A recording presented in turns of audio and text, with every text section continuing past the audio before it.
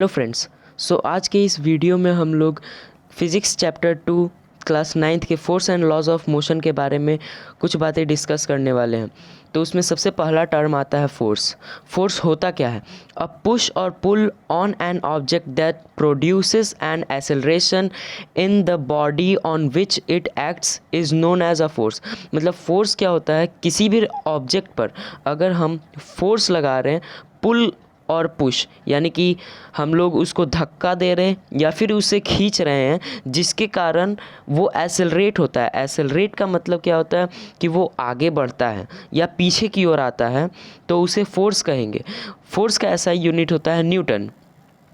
तो फोर्स के कुछ इफ़ेक्ट्स भी होते हैं, जैसे कि force can move a stationary body, यानी कि हम लोग किसी भी ऑब्जेक्ट पर फोर्स अप्लाई करके, पुश करके या पुल करके कोई ऑब्जेक्ट अगर रेस्ट पे है तो उसे हम मोशन में ला सकते हैं, और कोई अगर ऑब्जेक्ट सेकंड में है, कोई अगर ऑब्जेक्ट मोशन में है तो उसे रेस्ट में ला सकते हैं। Force can stop a moving body.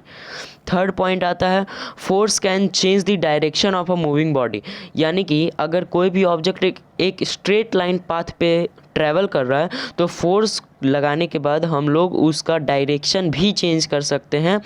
उसको जैसे लेफ़्ट में चल रहा है उसको राइट की ओर टर्न कर सकते हैं। फोर्थ पॉइंट आता है force can change the speed of a moving body, यानी कि फोर्स अप्लाई करने से किसी भी ऑब्जेक्ट का हम लोग स्पीड को भी इंक्रीज़ या डिक्रीज़ कर सकते हैं, उसके स्पीड को चेंज कर सकते हैं। जैसे कोई ऑब्जेक्ट, अगर कोई एक कार है, वो 20 मीटर पर सेकंड के स्पीड से अगर चल रही है और उसको सामने की ओर से अगर कोई फोर्स लगा के उसको रोकना चाह रहा है, तो उसको रोकने के लिए हम लोग फोर्स लगा रहे हैं, जिसके कारण उसका स्पीड धीरे धीरे करके डिक्रीज़ करेगा, यानी कि उस फोर्स लगाने पर उसका स्पीड को हम लोग चेंज कर सकते हैं।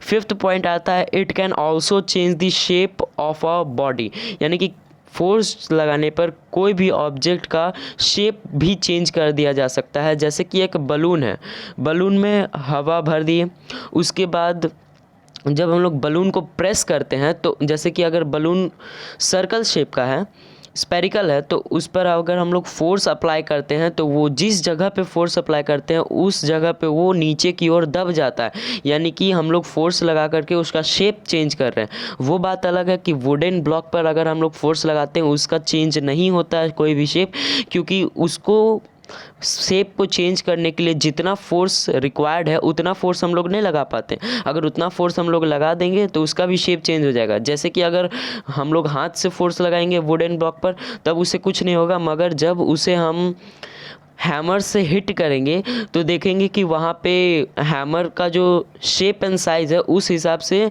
वहाँ पे थोड़ा सा वुडन ब्लॉक जो दब जाएगा, यानी कि उसका शेप थोड़ा सा चेंज हुआ फोर्स अप्लाई करने पर। अब फोर्स के दो टाइप होते हैं, balanced force and unbalanced force. अब इस दोनों को भी समझते हैं, होता क्या है ये टर्म बैलेंस्ड फोर्स।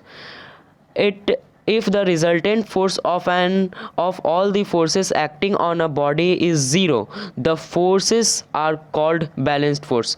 मान लेते हैं कि कोई भी एक ऑब्जेक्ट है, कोई भी एक ऑब्जेक्ट है, स्क्वायर ऑब्जेक्ट है, इस पर एक स्टूडेंट या फिर कोई भी आदमी इस पर इधर डायरेक्शन में 5 न्यूटन का फोर्स लगा रहा है, यानी कि ये मूव करेगा, 5 न्यूटन का फोर्स लगा रहा है, लेकिन वही दूसरा बच्चा आकर के इधर से भी 5 न्यूटन का फोर्स लगा देता है।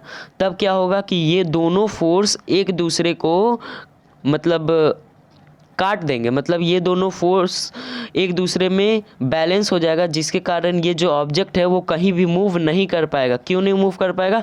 क्योंकि दोनों ओर से इसको सेम फोर्स लग रहा है। अगर मान ले इसी जगह पर ये जो स्टूडेंट है ये 5 न्यूटन की जगह 6 न्यूटन का फोर्स लगा दे, 6 न्यूटन का, तो दोनों फोर्स अनइक्वल हो जाएगा, इक्वल नहीं होगा, जिसके कारण ये जो बॉडी है, ये जो ऑब्जेक्ट है, ये ऑब्जेक्ट इस डायरेक्शन में मूव कर जाएगा।